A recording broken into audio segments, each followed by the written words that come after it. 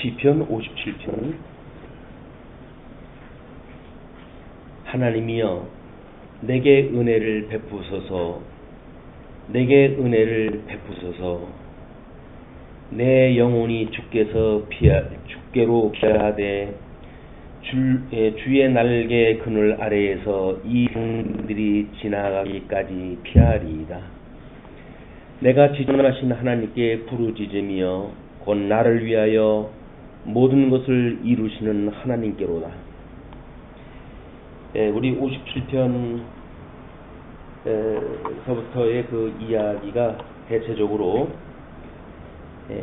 사울을 피해 가지고 있었던 겁니다. 그래서 57편의 그 표제에 다윗의 믹담시로 되어져 있고, 인도자를 따라서 알다스에게 맞춘 노래, 다윗이 사울을 피하여 굴에 있던 때에 블레셋에서 이제 생명의 위협을 느낀 다윗이 그것을 탈출한 후에 아둘람 동굴이나 또는 엥게디 동굴에 숨어져 있을 때라고 보통 이야기를 합니다.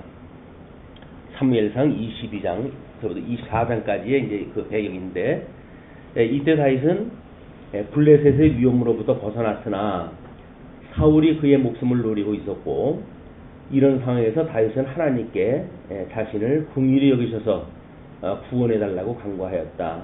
그러나 하나님이 자신을 지켜주실 것을 믿는 신앙과 감사 찬양이 추초를 이룬다. 근데 사실 이런 그 다윗의 절체절명의 이런 상황이 우리들한테는 별로 공감을 불러일으키기가 어렵다고 하는 것이 우리 다윗의 시에 대한 공감성에 대한 문제라고 보여집니다. 우리가 다윗은 지금 생명이 지각에 매달려져 있는 상태고, 정말 절실한 마음으로 하나님 앞에 구원을 지금 이렇게 찬송을 했다 하는 이야기인데, 구원을 간구하는 내용인데, 뭐 그만큼 뭐 우리가 애타는 게 뭐 있어야죠. 너무나 좋은 세상을 만나가지고 애타는 것도 없고 뭐 그냥 그러기 때문에 다윗의 이 시에 대한 공감성, 이것이 이제 우리는 어려움이 있고, 다윗의 이 시가 예수 그리스도에 대한 예표적 사건이라고 이야기했을 때, 예수님이 십자가에 못 박아 죽임을 당하시는 본격적인 그 자리에 가시기 전까지 수없는 그 고난의 역사가 시작되어지는데, 철부지 제자들은 여전히 내가 우편에 있을 거냐 내가 좌편에 있을 거냐 뭐 이런 가지고 신경 쓰고 있고, 이 해 아래의 어떤 가치에 자기네들의 그냥 그 믿음의 어떤 그 기초를 두고 막 이렇게 살아가는 모습을 우리가 이제 복음서를 공부하면서 늘 확인했다 해가고 있습니다. 근데 특별계시에 기록되어져 있는 뭐 제자들이나 뭐 이런 그 사람들만 그런가? 오늘 그 예수를 믿는 우리들이 어두움의 권세의 그 공격에 지금 직면하고 있는 상태인데도 불구하고 이 사단의 공격이 실감이 안 온다는 겁니다. 실감이 안 오고 있기 때문에 별반 그렇게 하나님 앞에 나를 구하소서라고 우리가 애타게 부르짖을 만한 그런 상황으로 인지가 안 된다고 하는데, 아픔이 있지 않는가 이런 그 생각을 한번 해보게 됩니다. 지금 그 다윗이 하나님이여 내게 은혜를 베푸소서, 은혜를 베푸소서라고 하는 그 이야기가 우리가 은혜 구하는 우리에게 은혜 주시고 뭐 이런 성령 충만의 그런 철부지 없는 그런 그 이야기 하는 거하고는 또 다른 그 개념이거든요. 근데도 불구하고 정말 우리가 끊임없이 우리를 시험에 빠지지 않게 하시고 악에서 구하소서라고 하는 주님께서 가르쳐 주신 그 기도를 얼마나 우리의 것으로 실감나게 우리가 이제 상고하는가라고 하는 문제는 현실 인식의 우리 정도에 따라서 달라진다고 보여집니다. 그래서 위기로 느껴지질 않으면 우리는 은혜를 그렇게 구할 이유가 없고, 그것이 이 너무나 좋은 세상에 살고 있기 때문에 우리는 호사로운 신앙생활을 구가하는지도 모르겠어요. 근데 과연 그만큼 그것이 호사로운 시대인지 예수님은 곧 무너질 예루살렘을 내려다 보시면서 눈물을 흘리고 계신데도 불구하고 그 제자들의 생각은 전혀 주님의 생각하고 다르다고 하는데, 우리가 어떤 이 다윗의 시를 마주하면서 우리의 그런 내면 세계를 한번 들여다봐야 되지 않을까. 우리가 과연 현실의 어둠의 그런 그 문화를 얼마나 직시하고 있고 또는 얼마나 위기의식을 느끼고 있고, 그렇기 때문에 우리 사랑하는 사람들한테 우리가 지금이 현재 위기다, 조심해라 라고 하는 걸 과연 말하고 있는가. 여전히 뭐 우리는 뭐 바깥에 나가는 사람한테 오늘도 돈 많이 벌어 가지고 오시오, 또는 뭐 공부하는 아이에게는 오늘도 공부 잘해라 라고 하는데 관심이 있지, 하나님 앞에 우리가 지금 어떤 위기이기 때문에 우리가 은혜를 구해야 되는 때인지 이걸 공감하는 그런 그 우리 어떤 교회 문화하고는 동떨어져 있는 문화라고 하는데, 우리가 아픔이 있다고 보여집니다. 정말 이 말씀이 오늘 우리에게 주신다고 한다면, 다윗이 내게 은혜를 베푸소서라고 하는, 물론 다윗은 자기 생명에 관한 한 직접적인 문제지요. 직접적인 문제이기 때문에 은혜를 베풀어 달라고 하나님께 간구하지만, 이것이 예표로 예수 그리스도를 지금 모형적으로 담고 있는 기도라고 한다면, 그 그리스도 안에서 살고 있는 우리들에게도 마찬가지죠. 음부의 권세가 무너뜨리지 못하는 교회를 너희에게 세워줄 것이야, 이렇게 이야기 갖다 주님께서 하셨지만은, 끝내 너희들이 너희를 부인하고 나를 따르라, 세상의 것에 너희들 다 천하를 얻고도 너희들이 생명을 잃는다고 한다면 그게 무슨 소용이 있느냐. 뭐 주님께서 우리한테 권면한 이야기들이 다 그거거든요. 그런데도 우리는 생명은 따는 당상이라고 생각했다 하니까, 그렇기 때문에 우리 예수님을 믿고 살아가는 신앙생활에 어떤 그런 종말적 위기의식을 우리가 가지고 있질 않다. 이것이 평안한 시대에 사단이 우리를 갖다가 또 미혹하게 되어지는 사단의 공격이기도 합니다.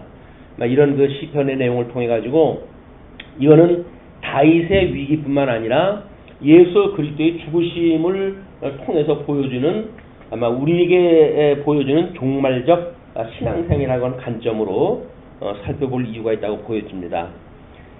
우리 이제 뭐 내가 삶은 얼마나 살겠느냐라고 생각을 하는지 모르겠지만, 뭐 기간 오고 상관없이 사단은 우리를 갖다 공격을 다 해올 거예요.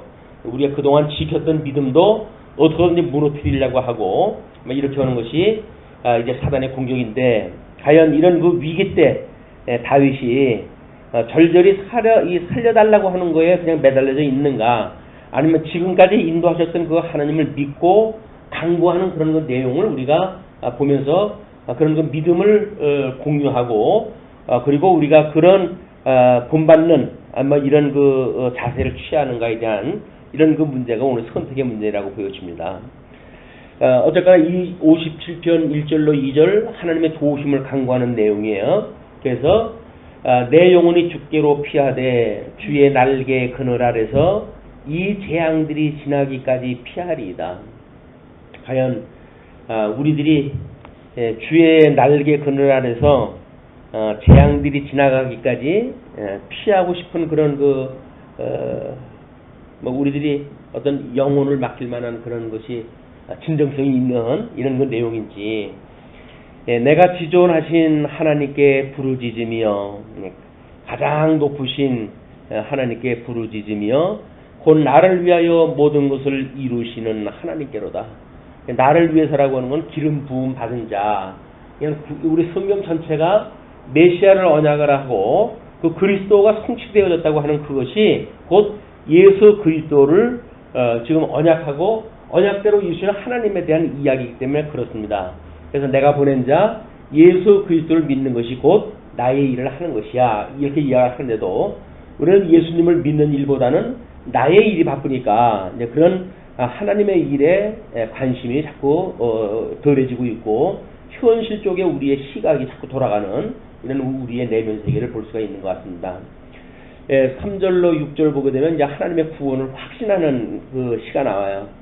이렇게 하나님 앞에 간구하는데, 이 간구가 하나님 앞에 어떤 확실치 아니한 그런 그 믿음을 구하는 것이 아니라 오히려 확실한 믿음의 구원의 확신을 가지고 노래를 갖다 합니다. 그가 하늘에서 보내사 나를 삼키려는 자의 비방에서 나를 구원하실지라. 하늘에서 보내가지고 공중 권세 잡은 자들이 나를 삼키려고 하고 하는 그 비방으로부터 나를 구원하실 것입니다. 하나님이 그의 인자와 진리를 보내시리로다. 하나님께서 그것뿐만 아니라 오히려 인자와 진리도 또한 보내셔서 그런 그 공중권세 잡은 자들에게 대하여 승리케 하신다고 하는 그런 그 믿음을 노래하게 하죠. 그러면서 내 영혼이 사자들 가운데에서 살며 내가 불사르는 자들 중에 누웠으니 이게 다윗의 지금 그 위기 상황을 그대로 보여준 거거든요.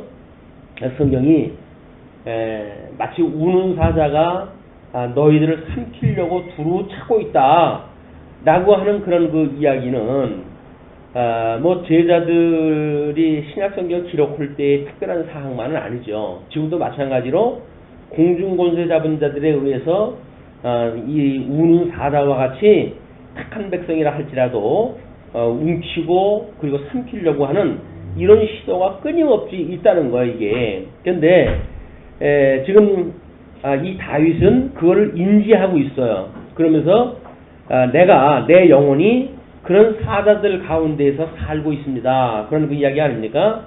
그리고 내가 불사르는 자들 중에 누웠으니, 그래서 마치 공격하는 자들 중에 내가 누워서 그 사자들 가운데 사는 거나 또는 불사르는 자들 중에 누웠거나, 이것이 속수무책이라는 겁니다. 자기로서는 속수무책. 그렇으니 곧 사람의 아들 중에라. 그들의 이는 모함하고 중상하고 모략하고 이런 그들의 이야기인데, 그들의 이는 창과 화살이요 그들의 혀는 날카로운 칼 같도다.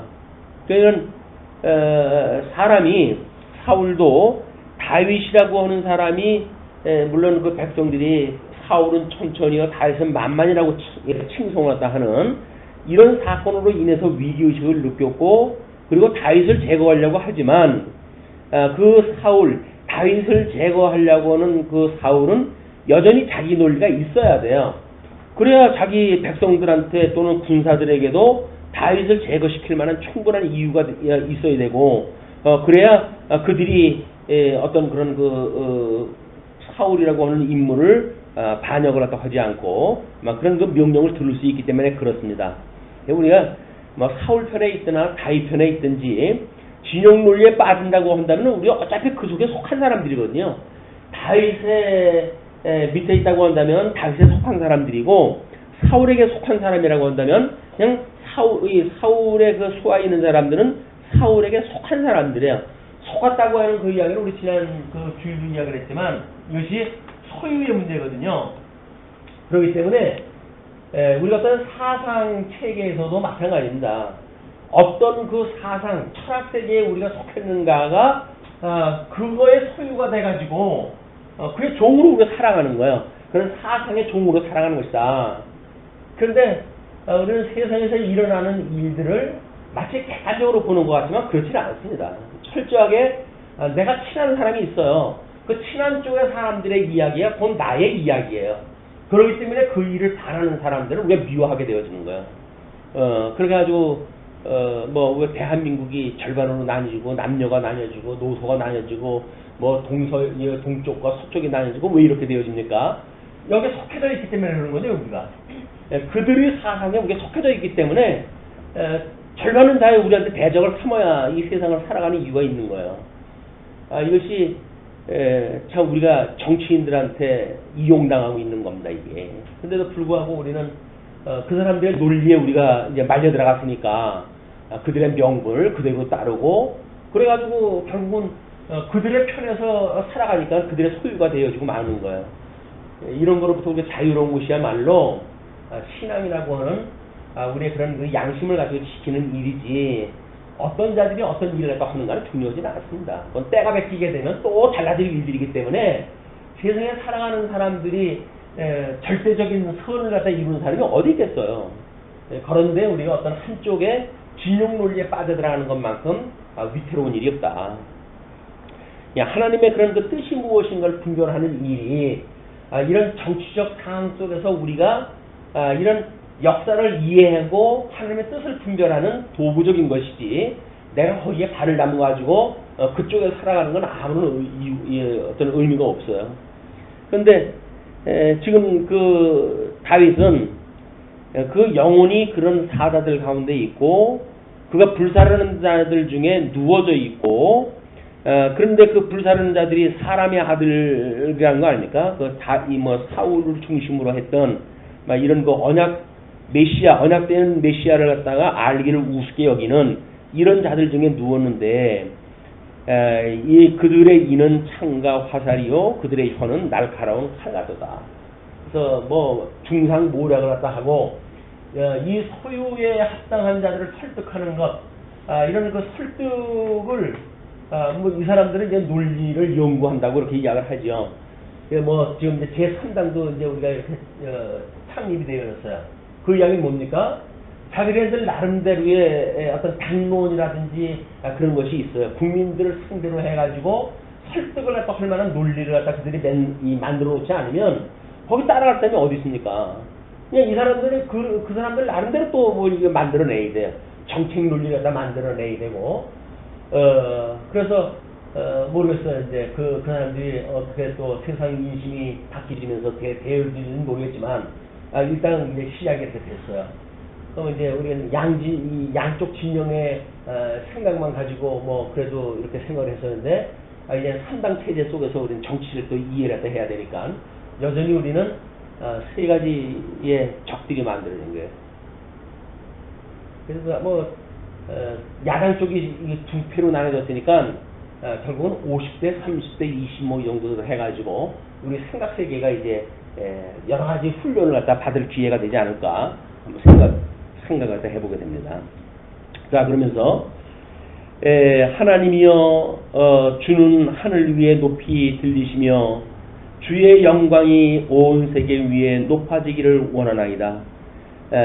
하나님께서 하늘 위에 높이 들리시며 하나님의 이렇게 해가시는 역사가 그대로 먼저 선하게 일어나서 그런 그 일들이 되어지도록 온 세계 위에 높아지기를 원합니다. 그러니까 하나님의 뜻이 이렇게 세상 논리 해 아래에 이런 모든 그 논리들은 천상에서 계신 우리 하나님의 선하신 뜻을 이루어가는 저 수단으로 이루어지고 있는 거 아니겠어요? 그러니까 우리는 하나님의 천상에 계신 하나님의 이 뜻이 무엇인가, 이걸 분별하고 사는 것이 이거를 이해하고 우리가 살아가는 영적 예외의 방식이라는 겁니다. 영적 예외의 방식이다. 근데 영적 예외는 온데간데가 없고 이쪽 논리에 빠져가지고 니니 내니 해가지고 한다는 거는 결국 해아의 논리에 빠지고 사자의 미혹고리에 빠져져 있고, 우리를 공격하는 자 위에 우리가 그냥 주로 있는 거야. 나 잡아먹어라 하고. 우리가 이런 그 때를 분별하고 끊임없이 하나님의 선한 뜻이 무엇인가를 분별하는 영적 예배를 드려야 될 이유가 여기에 있다. 이렇게 보시면 될 것 같습니다. 그러면서 그들이 내 걸음을 막으려고 그 문을 준비하였으니 내 영혼이 억울하도다. 이는 자기의 그 걸음을 막으려고 포위망을 갖다가 이렇게 하고, 얘는 다윗이 만약에 지금 어떤 피신하는 그런 그 가운데 포위망을 압축해오는 이런 걸 보게 되면 다윗은 지금 아마 곧 생명이 끝날 것처럼 보이는 상황 아니겠어요? 이거를 여기서는 지금 그물을 준비하였다 이렇게 이야기를 합니다. 우리는 어떤 그런 그 그물이라고 하는 것이 짐승이나 또는 물고기나 이런 것들을 잡는 걸로 쓰는 걸로 이야기 들지만, 해 아래에 있는 모든 논리들이 우리들의 이 소유를 삼기, 소유라고 하는 것은 결국 우리를 잡아야 되니까 그물로 쳐가지고 이들이 낚시질을 했다 하는 거예요. 이들이 우리가 낚으려고 지금 준비를 하고 있는 겁니다. 그러나 그들이 내 앞에 웅덩이를 팠으나 자기들이 그 중에 빠졌도다. 그래서 해 아래에 논리에 있는 사람들은 결국은 해 아래 자기의 논리에 의해서 무너질 수밖에 없어요. 모든 제국이 그래왔고 모든 역사는 그래 왔습니다.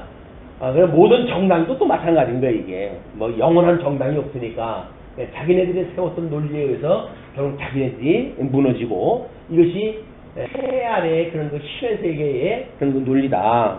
그런 그 이야기죠.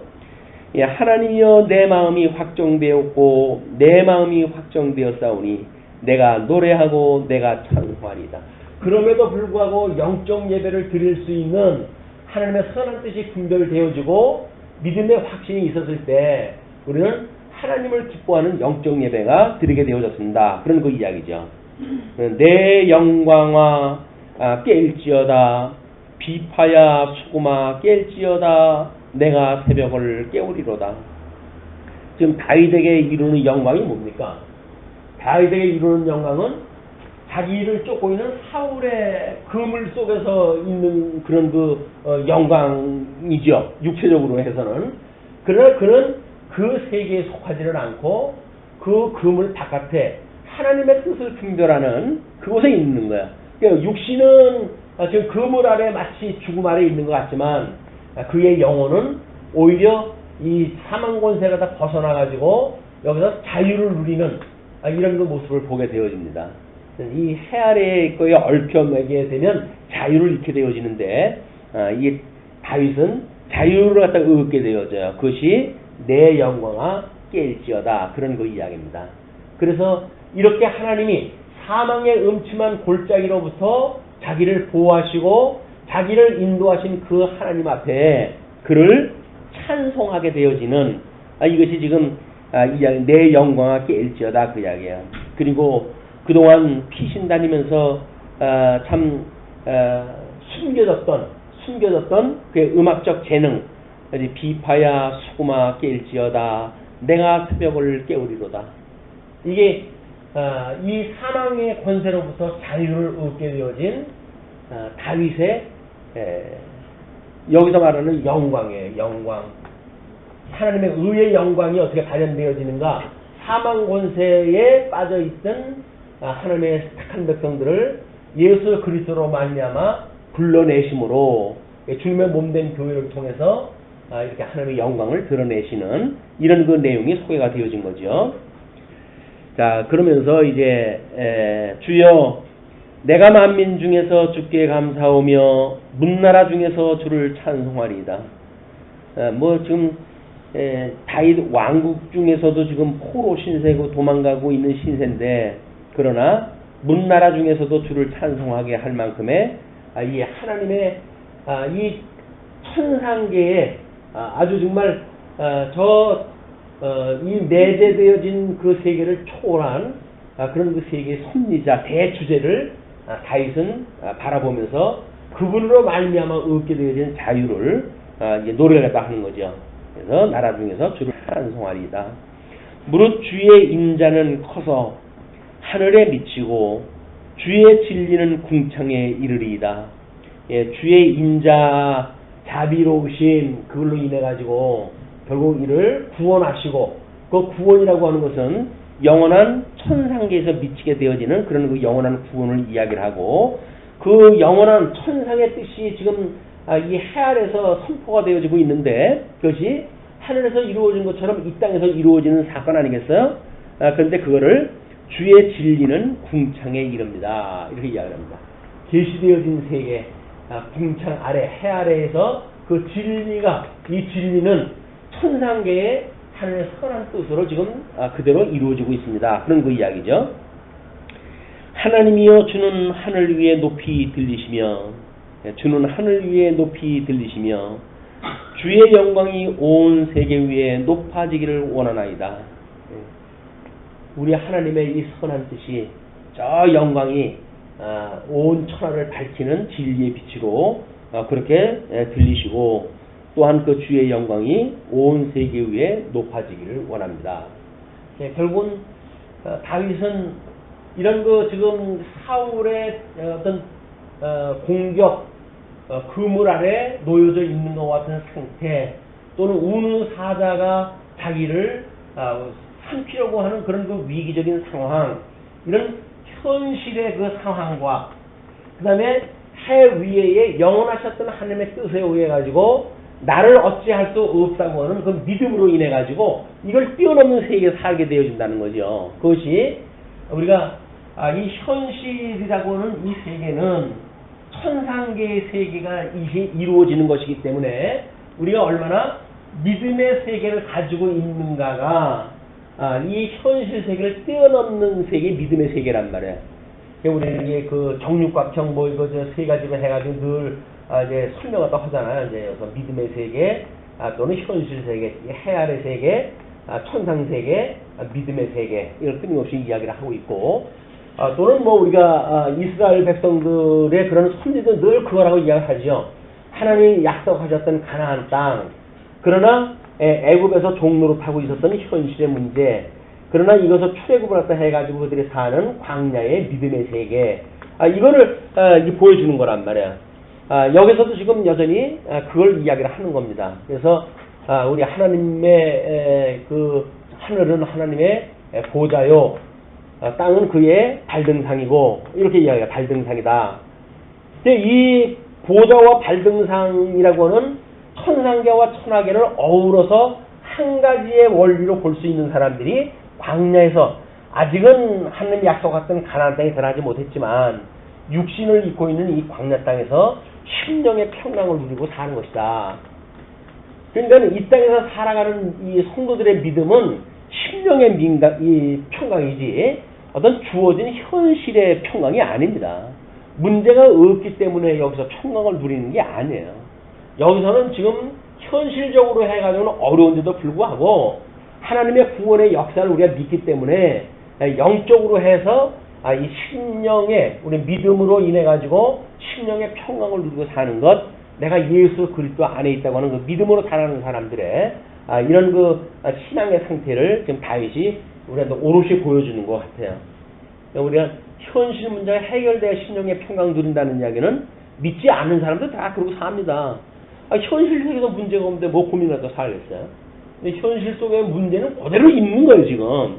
지금 다윗이 이제 포로로부터 벗어난 게 아니라니까요. 그런 지금 이 엔디의 굴이든지 이 굴 속에 지금 숨어 지내고 있고, 여전히 그 사자 굴 속에 아주 무방비 상태로 놓여져 있는 상태거든요. 근데 그가 보는 세계는 이거로부터 자유로워진 세계, 믿음의 세계를 보고 찬송하고 있다. 우리는 끊임없이 해 아래 갇혀가지고 해 아래 놀려가지고 살아가다가 보니까는 세상의 절반은 전부 원수를 만드는 거예요. 전부 나하고 생각 다르면 다 왼수고 나하고 뭐 뜻이 다르면 왼수고 이렇게 되어진단 말이에요. 이거는 그렇지 않다.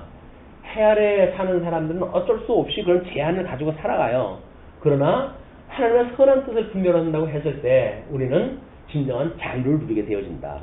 이 자유라고 하는 세계는 세속의 이런 뇌로부터 얻게 되어지는 자유지, 세속에서 내 마음대로 뭐 구원받은 사람인데 내가 이러고 살면 어떠고 저러고 살면 어때?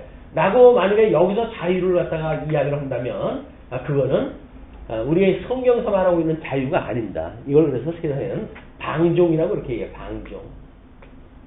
이게 뭐 모든 종교인들이 마찬가지겠지만 종교인들이 가지고 있는 이 자유라고 하는 그거는 어떻게 보면 방종에 가까운 것들이에요.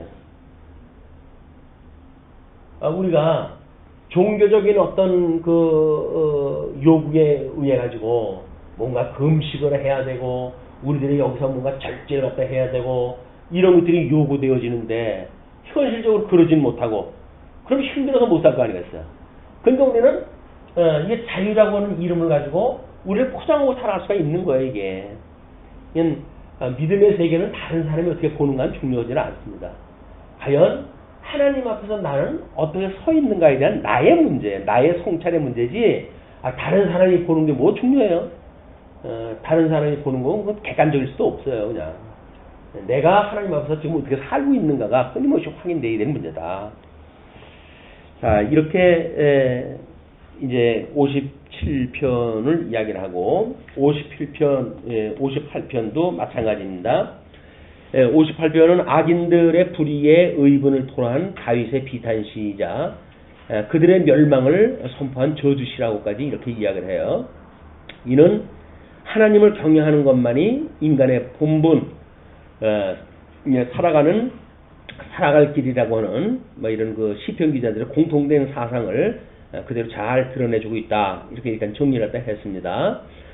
물론 환난 날의 강구시로 해가지고 52편서부터 계속되어지는 거예요. 그래서 오늘 아마 60편까지 마무리를 갖다 해야 좀 마음 편하게 우리가 중추절 무장을 갖다 한 상태로 해가지고 중추절입니다. 설을 보낼 수 있지 않을까 이런 생각도 해봐요. 설 아주 온갖 귀신들이 다 이제 작동되어지는 시기니까 58편 1절로 2절 악인들의 불의한 재판을 이렇게 이야기합니다. 통치자들아 너희가 정의를 말해야 하거늘 어찌 잠잠하냐. 인자들아 너희가 올바르게 판결해야 하거늘 어찌 잠잠하냐. 마치 이쪽 세상에서 이야기하는 것 같잖아요. 물론 이렇게 할 수가 있어요. 역사적 그런 어떤 해석에 의하면 다윗이 하나님 앞에 기름을 부음 받은 자인데도 불구하고 쫓기고 추격을 당하고 이런 위기에 있다고 한다면 마땅히 성령의 충만함을 입은 자들은 하나님의 선한 뜻이 무엇인가 선포를 하다 해야죠. 여기서. 근데 이 이야기하면 저 사람이 듣기 싫어할 거야 라고 이야기를 다 안 하는 그런 자들에 대한 이야기. 통치자들아 너희가 정의를 말해야 하거늘 어찌 잠잠하냐 그런 그 이야기야.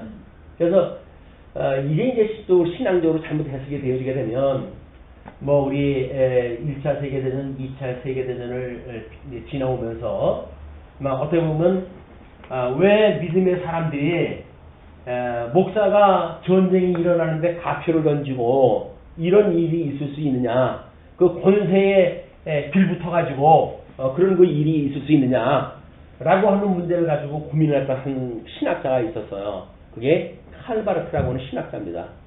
자기 그 스승이 2차 세계대전 일으키는데 벌써 가표를 던졌어요. 이건 전쟁해도 이건 단계가 있다 뭐 이렇게 이야기했다 하니까 아니 목사가 세상 정치에 개입이 되어져 가지고 그것도 사람을 죽이는 전쟁에 가표를 던져 뭐 문제가 있는 거 아니야? 이렇게 본 거예요. 현실 역사를 이해하는 건 매우 중요한 일이죠. 그런 그 문제를. 그래가지고 그가 이건 아니야 라고 해가지고 그들이 봤던 모든 그런 신학의 체계를 재정비하는 그가 이제 신정통주의라고 하는 이거를 재창하게 되어집니다. 근데 뭐 물론 그분은 신정통주의라고 하는 이름을 좋아하지 않는다고 그러지만 어떤 후대 신학자들이 어떤 신학적으로 그런 성격을 구분할 때에 신정통주의다 이렇게 구분하다 했어요. 우리가 늘 이야기하듯이 이 정통이라고 하는 건 뭐라 그랬어요? 우리 과거로부터 연결되는 성경관과 그리고 과거로부터 유래되어져 있는 모든 이 전통에 대한 문제 이거를 견지하는 것이 정통주의라고 그러지 않았어요. 그런데 이 정통주의에 문제가 생겼다고 보이는 거예요. 그분이 봤을 적에는 이거는 안 된다. 그래가지고 이 성경관에 대한 문제 이것이 나름대로 어떤 그 풀이하는 데 문제가 있다고 해가지고 요거를 성령의 영감설 이렇게 얘기하다 할 때 전적으로 다 영감한 거 아니다. 이래가지고 이거는 그냥 우리 기독교에서 보고 있는 다른 종교도 마찬가지처럼 기독교가 가지고 있는 어떤 그런 기본적인 텍스트지 이것이 성령이 감동을 뭐 완전히 해가지고 무호하다든지 이런 걸로 보아서는 안 되겠다라고 보았던 것이 그 칼바르트의 견해였어요. 그래가지고 이 정통주의 앞에다가 신자를 붙여가지고 새로운 신학을 갖다 제시하다 한 겁니다. 근데 이때만 하더라도 이 신정통주의로 칼바르트가 이거를 발표하기 전까지만 하더라도 과거의 그 정통주의자들이 가지고 있던 이런 그 모든 이 지성들이 잠들어 있었다고 역사들이 보는 거예요. 왜? 이런 뭐 해안에서는 전쟁을 일으키고 있는 놈이 더 한다고 조금이라도 더 먹으려고 해도 제국주의로 해서 나라를 이제 뭐 확장시키고 이런 그 계획 때문에 이런 그 일이 만들어진 거 아니겠어? 그래가지고 결국은 그 명분 없는 전쟁이 일어나가지고 사람들이 죽어가고 그러는데 모든 지성들 뭐 우리 뭐 종교 개혁이 일어나고 뭐 그 훨씬 전서부터라도 뭐 우리 이제 인쇄술이 발달하면서 나름대로 지성의 그런 어떤 지각 활동을 깨어내는 이런 운동들이 계속되어 왔던 거 아니겠어요? 근데 그렇게 깨어졌던 사람들이 다 잠들어가지고 조용히 돼버린 거예요, 이제. 그러다 보니까 안 되겠다. 그래가지고 로마서를 자기의 신종통주의라고 하는 그런 새롭게 만들어놓은 성경관에 의해가지고 로마서를 발표했다 했어요. 그 로마서를 발표했던 그 때로부터 20세기가 이제 시작이 되었다. 이렇게 보통 신학자들은 해석을 합니다. 20세기는 칼바르트의 로마서 발표로부터 시작되었다. 이렇게 이제 보일 정도로 뭐 엄청난 반향을 불러일으켰어요. 이 지성인들, 잠들고 있었던 지성을 깨웠다. 이렇게 해석될 정도로 칼바르트의 로마서의 그 해석은 남다른 그런 그 독보적인 아주 충격을 갖다 준 바가 있습니다. 근데 세월이 어느 정도 흘러가다 보니까 또 소용이 없는 거예요, 이것도. 왜? 이 자유주의자들의 공격에 의해 가지고 성경의 무어성, 영감성 이런 것들을 공격해오고 있는 자유주의자들한테 빌미를 열어준 거죠. 또 성경이 뭐 무하지 않다라고 하는 그 이야기는 너무 지나친 그런 그 견해라든지 이런 전통주의가 가지고 있는 성경관을 허물었을 때 이미 기독교는 또 다른 제3의 공격을 예비되어진 상태다. 이제 21세기 완전히 뭐 무신론주의가 팽배되어져 있는 현금에 와가지고 기독교의 영향력이 떨어진다든지 하는 그런 그 문제들은 이것이 무관하지 않습니다. 이런 그 역사와.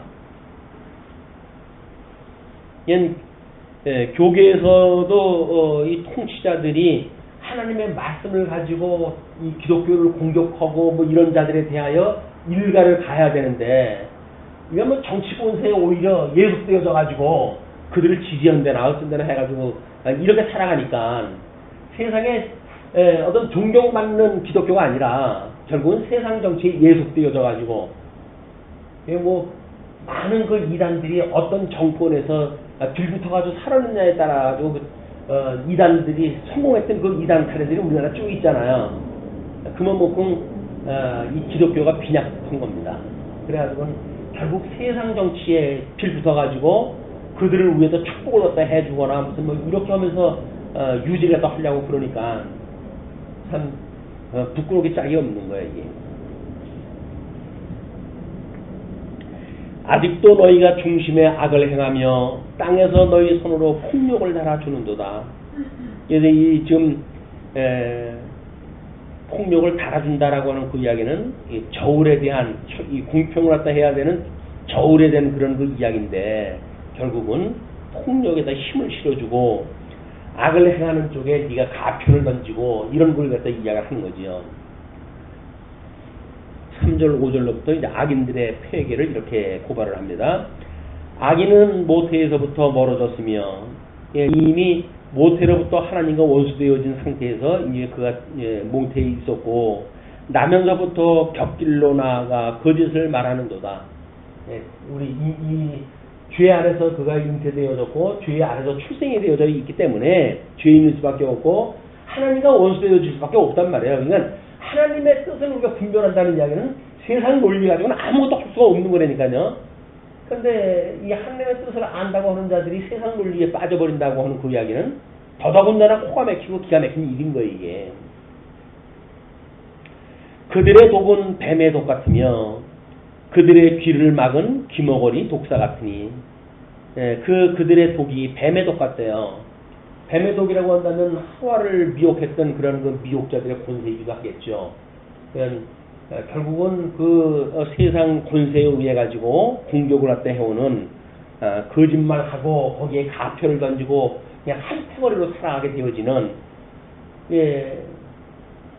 기름 부음 받은 다윗에 대한 정당성, 그 다음에 유다 지파로부터 계속되어져는 왕의 홀이 떠나지 않겠다고 하나님의 언약, 하나님의 기뻐하는 뜻하고는 아무 상관이 없어요. 현실에 누가 힘을 가지고 있는가 이제 문제니까 결국은 힘 있는 자에 예속되어지는 이것이 짐승 권세에 야합하는 무리들이다. 우리는 그 신의 권세에 야합되어지게 된다는 거는 진리하고 상관없는 거에 우리가 예속되어지는 거야. 끊임없이 그로부터 우리가 하나님의 선한 뜻을 분별할 이유가 있는 거죠. 술사에 홀리는 소리도 듣지 않고, 뱀이라고 한다면 술사들이 피 부르고 그러면 목을 삐삐거리고 올라온다든가 이렇게 해야 될 거 아니겠어요. 그것도 안 되는 거야. 능숙한 술객의 요술도 따르지 아니하는 독사로다. 지멋대로.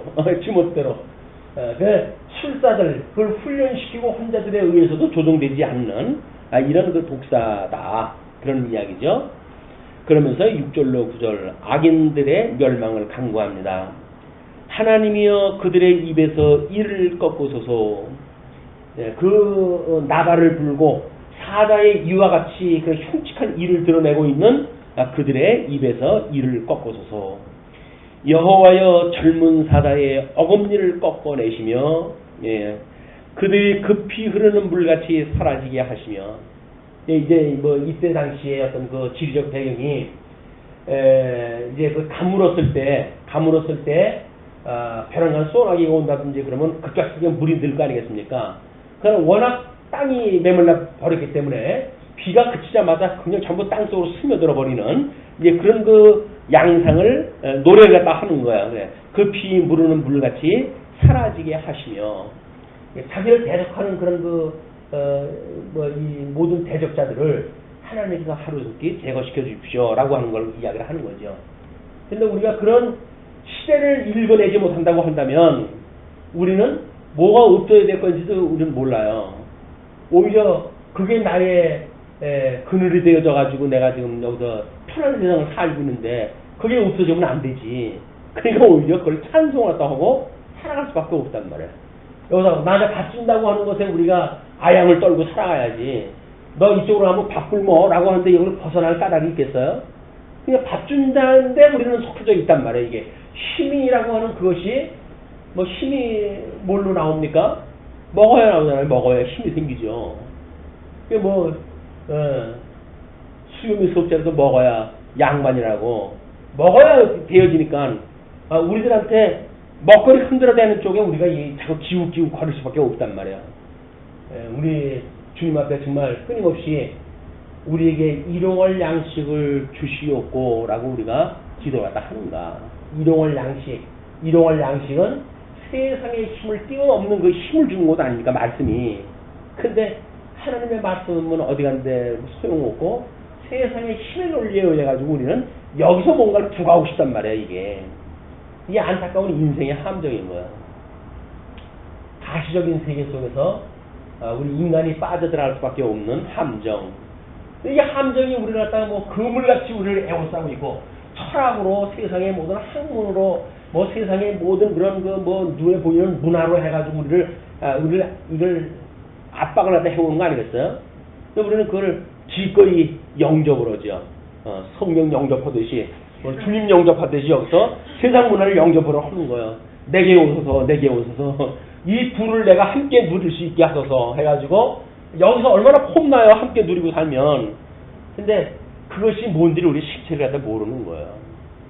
안연한 자리에 있으면서도 그것이 어떤 건지를 모르는 거예요. 미혹자가 우리를 발목을 잡아가지고 좀 편안하다, 눕자, 자자 하는 그런 미혹의 세계로 끌고 가는데 모르는 거예요. 그러니까는 여기서 우리는 예속되어지고 그 사단 권세의 소유가 되어져가지고 살아갈 수밖에 없는 안타까움이 있다.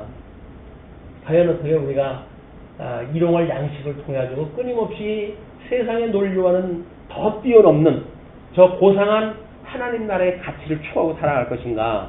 이게 우리들이 봐야 될 것인데, 근데 현실에 빠지게 되면 사실은 어렵잖아요. 분별하기가.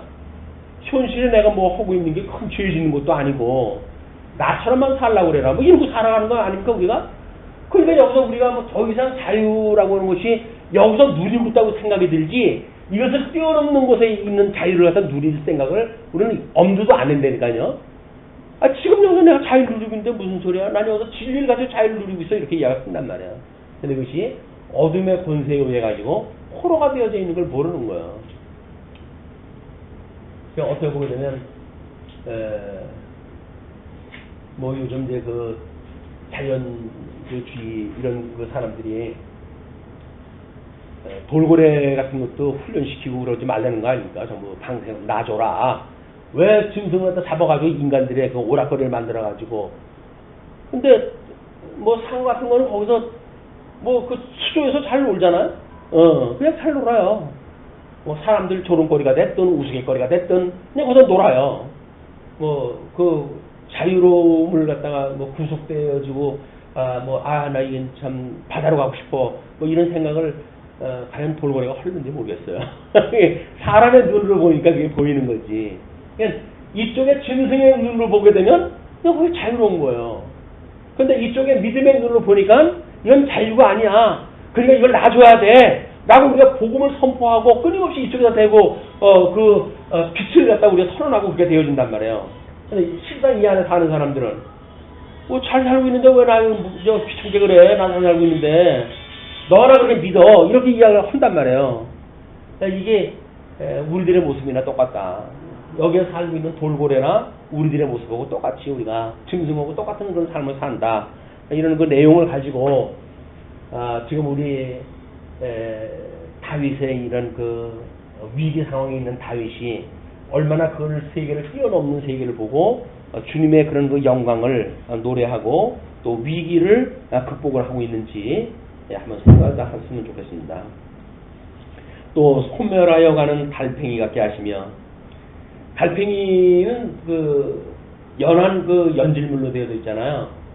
그래가지고 그 중동의 때볕에 나가 있으면 다 녹아서 없어지는 거예요. 이게 한낮에는 그 바깥에 나가면 안 되는 짐승입니다. 이게 그런 것처럼 그 이야기죠. 그 소멸하여 가는 달팽이 같게 하시며 만삭되지 못하여 출생한 아이가 햇볕을 보지 못함 같게 하소서.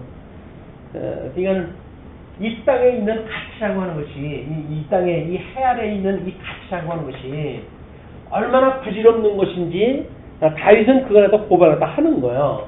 그러니까 이들이 지금 힘을 가지고 만약에 다윗을 공격을 갖다 해오고 있지만 이들의 그런 힘을 꺾어서 그걸 급히 흐르는 물같이 사라지게 하고 또 겨누는 화살이 꺾인 같게 하고 또는 소멸해 가는 달팽이 같게 하고 만삭되지 못하여 출생한 아이가 햇빛을 보지 못한 같게 해 주십시오. 이런 그 일들이 이 사람들의 이런 계획이 그대로 드러나게 현실화되지 않도록 해 주십시오. 그 이야기예요. 다 음모를 가지고 있고 뜻도 가지고 있고 계획도 있지요. 그러나 그것이 만약에 실질적으로 다윗에게 이루어지지 않으면 다윗은 생명의 위기로부터 지금 지켜지는 거 아닙니까? 그런 시도를 또 한다니까요. 그리고 끊임없이 그들을 포위를 하고 마치 죽일 것처럼 그들이 지금 압박을 해와요. 그러나 그들의 그런 그 계획이 모사가 성취되지 않게 해주십시오. 가시나무 불이 가마를 뜨겁게 하기 전에 상나무든지 불 붙는 나무든지 강한 바람으로 휩쓸려가게 하소서. 그게 지금 가마에 이제 불을 갖다 떼는데 그 가시나무 불이 뭐 붙기도 따다다닥 하고 잘 붙지만 한번 또 큰 바람이 불게 되면 무게가 없으니까 휙 날아가서 다 꺼져버리는 그런 그 특징이 있으니까 가시나무 불이 가마를 뜨겁게 하기 전에 생나무든지 불 붙는 나무든지 강한 바람으로 휩쓸려가게 하소서. 다윗의 통찰력은 대단해요. 그 인간에 있었던 그런 그 속히 없어지는 것들을 조목조목 돼가지고 자기를 대적하는 자들이 일어나지 않도록 빨리 그런 힘이 없어지도록 노래하는 그런 그 모습을 보게 되면 자연에 대한 통찰력이 대단한 사람이에요. 물론 그러니까 이제 수많은 그런 그 시를 쓰고 그랬겠죠. 그리고 이 찬양을 갖다 한다는 이야기가 보통 이야기입니까? 이게 그래서 시 문학이라고 하는 그런 것 중에 제일 상위의 개념이 시라는 거예요. 가장 압축되어져 있는 단어를 가지고 많은 그런 그 이야기가 할 수 있는 이런 그 일이기 때문에 가장 짧은 단어로 해가지고 그리고 세상을 갖다 표현하는 다윗의 장기가 아닌가 이런 생각이 듭니다. 10절로 11절 의인의 기쁨을 이렇게 이야기를 합니다. 의인이 악인의 보복당함을 보고 기뻐하며, 그러니까 하나님의 이런 그 뜻이, 이런 기도가 이루어졌을 때, 하나님의 뜻이 지금 이루어지고 있을 때 그런 그 이야기죠. 의인이 악인의 보복당함을 보고 기뻐하며 그의 발을 악인의 피에 씻으리로다. 그래서 뭐 이사야도 그런 그 이야기를 했지만 우리가 승리한다는 이야기는 뭐예요? 온 그 옷이 그의 그런 대적의 피로 해가지고 물들는 그런 붉은 그 옷으로 화했다고 하는 그런 그 표현과 마찬가지로 원수를 공격을 했다 하고 원수의 그 피가 옷자락에 이렇게 붙는 것처럼 그 이야기죠. 그의 발을 악인의 피에 씻으리로다. 대적이 피를 흘리고 멸절되어지는 그런 것들을 지금 이야기를 합니다. 그래서 그때 사람의 말이 진실로 의인에게 갚음이 있고 진실로 땅에서 심판하시는 하나님이 계시다 하리로다. 그래서 이런 일이 있어야 하나님의 공의로우신 하나님이 이루어졌을 때, 심판이 이루어졌을 때 하나님은 계시어 이렇게 되어진다는 거예요. 중간 과정에도 이것이 수없이 수많은 역사 정도로 보여준 거 아닙니까?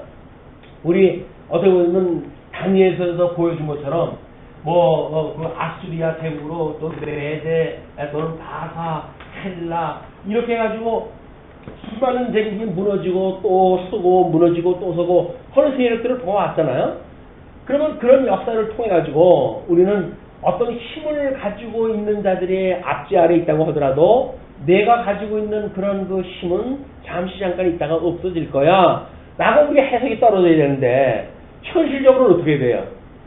나도 저 힘 가졌으면 좋겠다 이렇게 생각이 든다니까요. 그렇지 않나요? 나도 저런 힘 좀 있으면 좋겠다. 그냥 저걸 가지고 휘둘러 가지고 나를 안 입고 봤던 사람들 다 이거 가지고 내가 행세 좀 했으면 좋겠다. 이런 생각을 가지고 있으니까 여기서 우리는 종이 돼버리고 마는 거예요. 이런 그 일이 당하게 되면 그거는 천사말에 꽃 피듯이 잠깐 새 있다가 없어질 거야. 화문 시보렁이라고 그랬다. 열흘을 넘는 꽃이 어디 있겠니?